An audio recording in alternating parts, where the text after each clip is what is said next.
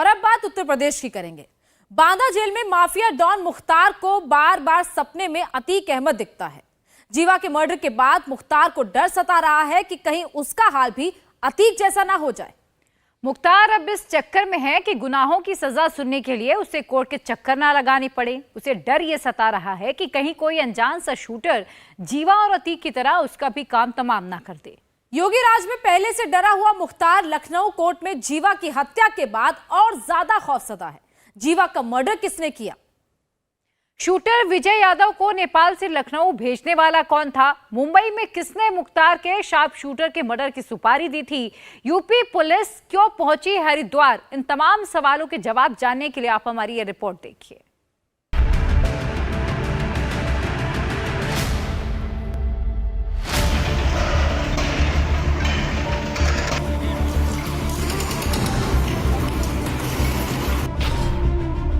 योगी राज की एक ही पहचान है, वसूली, फिरौती, अपहरण, अपराध और अपराधी का सफाया कर कानून का राज कायम करना।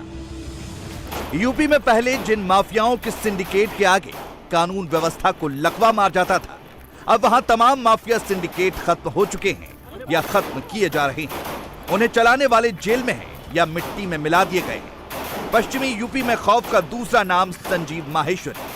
प्रयागराज में दहशत का पर्याय अतीक अहमद का अंत हो चुका है और पूर्वांचल के डॉन मुख्तार अंसारी की हालत पतली है।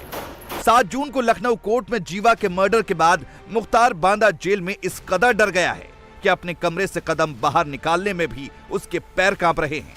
संजीव माहेश्वरी उर्फ जीवा के मर्डर के बारे में बड़ा खुलासा हुआ है। पुलिस पूछताछ में शूटर विजय यादव ने जो खुलासा किया है वो बेहद चौंकाने वाला है। विजय ने पुलिस को बताया है कि संजीव जीवा के मर्डर की डील मुंबई में हुई थी और नेपाल में उसे 20 लाख की सुपारी दी गई। पेशगी के तौर पर उसे मोटी रकम एडवांस में दी गई। अब सवाल उठता है कि वो कौन है जो मुंबई से मुख्तार अंसारी के शार्प शूटर के मर्डर का ऑर्डर जारी करता है, जिसके इशारे पर नेपाल से शूटर को लखनऊ रवाना किया जाता है। एक ऐसा शूटर चुना जाता है जो अचूक निशानेबाज है लेकिन पुलिस के लिए अनजान है। वो कोर्ट में वकील की ड्रेस में आता है और संजीव जीवा पर विदेशी पिस्टल से अंधाधुंध फायरिंग करता है। 6 गोलियों में ही मुख्तार के शार्प शूटर जीवा की जान निकल जाती है। माफिया मुख्तार के दुश्मनों ने इसे बिल्कुल आतंकवादी मॉड्यूल की तरह अंजाम दिया। इससे पुलिस भी उलझ गई है। शूटर विजय यादव ने कबूला है कि नेपाल से वो यूपी बॉर्डर में दाखिल हुआ और बहराइच में रुका। बहराइच से रोडवे की बस पकड़कर लखनऊ पहुंचा और कैसरबाग बस अड्डे पर उतरा जो हाईकोर्ट से बिल्कुल करीब है।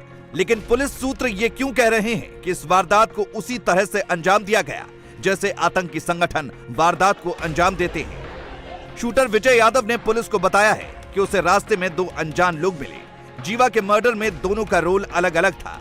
पहला शख्स उसे बहराइच में मिला और एक विदेशी पिस्टल दी। दूसरा शख्स लखनऊ में मिला जिसने शूटर के रहने खाने का इंतजाम किया और कोर्ट में वो जगह दिखाई जहां जीवा को पेश किया जाना था। विजय ने यह भी कबूला कि वो इन दोनों लोगों को नहीं जानता और ना ही पहले मिला है। ऐसे में सवाल उठता है कि आखिर वो कौन शख्स है जिसने 2 अनजान लोग रास्ते में विजय की मदद के लिए भेजे। विजय यादव ने एक शख्स का नाम लिया है जिसने नेपाल से टारगेट देकर उसे लखनऊ भेजा था। इसका नाम अशरफ है। विजय का कहना है कि अशरफ माफिया अतीक अहमद के लिए काम करता था, लेकिन अतीक के कमजोर पड़ने पर उसने उमेश पाल से हाथ मिला लिया था। अब पुलिस विजय के इन दावों की पड़ताल कर रही है। उसके मोबाइल को खंगाला जा रहा है क्योंकि अब ना तो अतीक अहमद जिंदा है और ना ही उमेश पाल। ऐसे में यूपी पुलिस इस एंगल से भी जांच कर रही है। अशरफ सिर्फ एक मोहरा हो सकता है और मास्टरमाइंड कोई और है जो शूटर विजय यादव से ऐसे बयान दिलवाकर जांच की दिशा को भटकाना चाहता है। अब यह भी जान लीजिए कि शूटर विजय यादव कौन है। विजय यादव यूपी के जौनपुर का रहने वाला है। वो बिहार के मुंगेर से अवैध पिस्टल लाकर अपराधियों को सप्लाई करता था। विजय की अशरफ से जान पहचान एक और हथियार सप्लायर गुड्डू ने कराई थी, लेकिन सीवान में गुड्डू की गिरफ्तारी के बाद विजय नेपाल भाग गया था।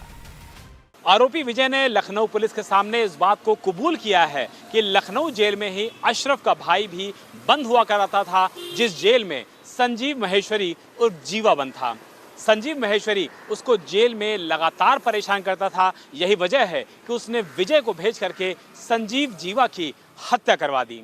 लेकिन पुलिस को ये थ्योरी नहीं उतर रही है, इसीलिए पुलिस इस पूरे मामले में विजय यादव के बयान को वेरीफाई करने में जुटी है, क्योंकि संजीव माहेश्वरी उर्फ जीवा एक बड़ा गैंगस्टर था और जिस बेखौफ अंदाज में पुलिस सुरक्षा के बीच विजय यादव ने संजीव माहेश्वरी उर्फ जीवा जैसे बड़े गैंगस्टर को ढेर कर दिया है, उसने पुलिस को सोचने पर मजबूर कर दिया है कि हो ना हो विजय यादव भी किसी बड़े गिरोह का एक बड़ा शार्प शूटर हो सकता है।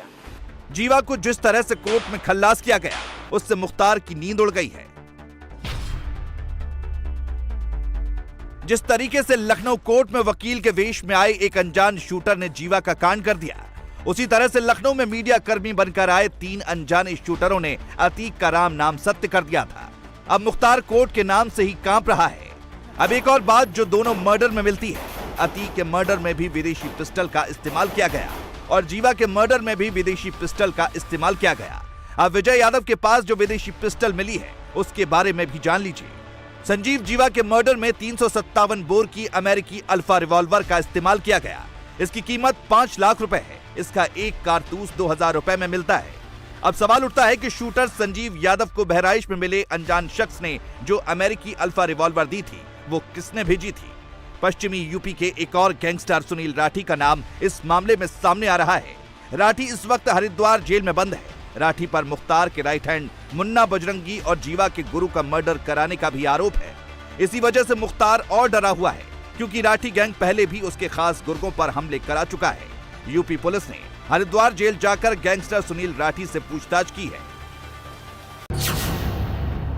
योगी सरकार ने जीवा मर्डर केस में जांच के आदेश दिए हैं। 3 आईपीएस अफसरों को जांच का जिम्मा सौंपा गया है। योगी सरकार ने जीवा मर्डर केस में जो एसआईटी बनाई है, उसमें ADG technical Mohit Agarwal, IPS Nilabja Chaudhary और अयोध्या के आईजी प्रवीण कुमार शामिल हैं। इन्हें 1 सप्ताह में जांच पूरी करने के निर्देश दिए गए हैं।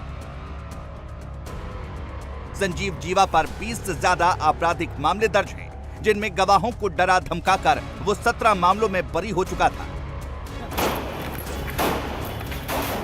पहले अतीक के मर्डर पर सियासत करने वाली समाजवादी पार्टी अब जीवा के मर्डर पर यूपी में कानून व्यवस्था पर सवाल उठा रही है। देखिए, लखनऊ में लगातार हत्याएं हो रही हैं और ये हत्या तो कलेक्ट्रेट में हुई है, मजिस्ट्रेट जज के सामने हुई है। कहीं कानून और व्यवस्था नाम की कोई चीज़ नहीं। जब सरकार के इशारे पर लोगों का ऐसा मानना है कि हत्याएं की जाने लगी, तो रोकेगा कौन है? कानून व्यवस्था ध्वस्त हो चुकी है। भाई अब देख रहे हैं आप, उनका कितना प्रचार होता है कि उत्तर प्रदेश में कानून का राज, यहाँ तो जंगल राज है पूरी तरह से। किसी का जीवन सुरक्षित नहीं। जेल से आदमी कोई कचहरी आता है, वो अब कोई भी ये महसूस करने लगा मारा जा सकता है, और जो सामान्य व्यक्ति भी जाता है कहीं, उसे भी लगता है कि घर पहुँचेंगे कि नहीं पहुँचेंगे। देखिए, समाजवादी पार्टी गुंडों, अपराधियों, माफियाओं की पार्टी है। उत्तर प्रदेश में कानून व्यवस्था इतनी चुस्त दुरुस्त है और समाजवादी पार्टी के जो गुंडे, अपराधी, माफिया हैं, उनके द्वारा जो सपा सरकार के समय में अत्याचार किया गया, अनाचार किया गया, अवैध कब्जे किए गए, माफियागिरी की गई, उसकी जांच पड़ताल करके जो कार्रवाई हो रही है, इसकी बौखलाहट में इस प्रकार के बयान आते हैं। ये जो भी घटना लखनऊ में घटित हुई है, उसके लिए एसआईटी गठित है। जांच करके उसमें जो भी सच्चाई होगी उसे सरकार सामने लाएगी, पुलिस सामने लाएगी। और इस प्रकार की घटना को सरकार के नाते भी हम लोग अच्छा नहीं मानते कि पुलिस कस्टडी में ऐसी कोई घटना हो जाए, लेकिन उत्तर प्रदेश पूरी तरह से कानून व्यवस्था के मायने में चुस्त और दुरुस्त है।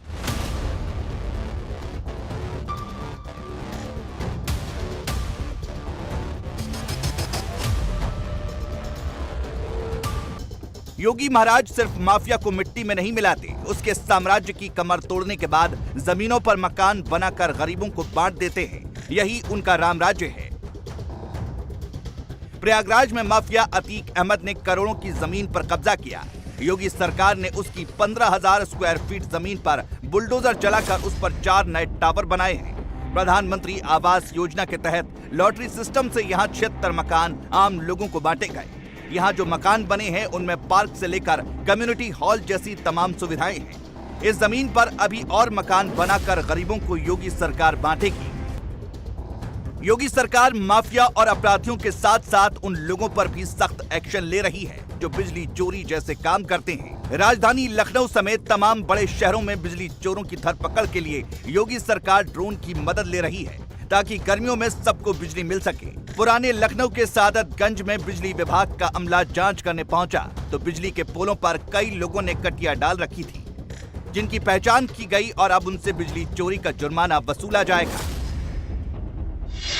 उत्तर प्रदेश में ऊर्जा विभाग बिजली चोरी को रोकने के लिए पूरे उत्तर प्रदेश में एक विशेष अभियान चला रहा है और इस विशेष अभियान के तहत राजधानी लखनऊ में इस समय अगर बात किया जाए तो शहादतगंज इलाके में बिजली विभाग की जो टीम है वो पहुंची हुई है और बड़ी संख्या में जो बिजली विभाग के अधिकारी हैं वो देखिए इस समय की बिजली चोरी को रोकने के लिए सभी जो लाइन्स हैं, जो मकड़जाल होता है आमतौर पर किसी भी पुराने शहर के इलाकों में, उस मकड़जाल को यहाँ पर चेक कर रहे हैं कि किसी भी तरीके से यहाँ पर बिजली चोरी तो नहीं की जा रही है, किसी भी तरीके की कोई इलीगल एक्टिविटीज तो नहीं की जा रही है। और यही वजह है कि बिजली विभाग के जो कर्मचारी हैं पूरी तैनाती के साथ यहाँ पर मौजूद हैं और सभी चीजों को चेक कर रहे हैं। इसके अलावा अगर बात करी जाए तो इस टेक्नोलॉजी का इस्तेमाल किया जा रहा है बिजली चोरी को पकड़ने के लिए, यानी कि ड्रोन कैमरे को भी यहाँ पर इस्तेमाल किया जा रहा है ताकि जो ऐसी संकरी गलियां हैं, हाई राइज बिल्डिंगें हैं, वहां पर भी बिजली विभाग के लोग जो आसानी से नहीं पहुंच सकते हैं, टेक्नोलॉजी के माध्यम से वहां पहुंच सकते हैं। हमने जो चेकिंग की है उसमें कुछ उपभोक्ताओं की जो इनकमिंग सर्विस केबल थी उसमें कट पाया गया है और उन पे जो है जो भी विद्युत अधिनियम की सुसंगत धारा है उनमें प्राथमिकी दर्ज कराई जाएगी।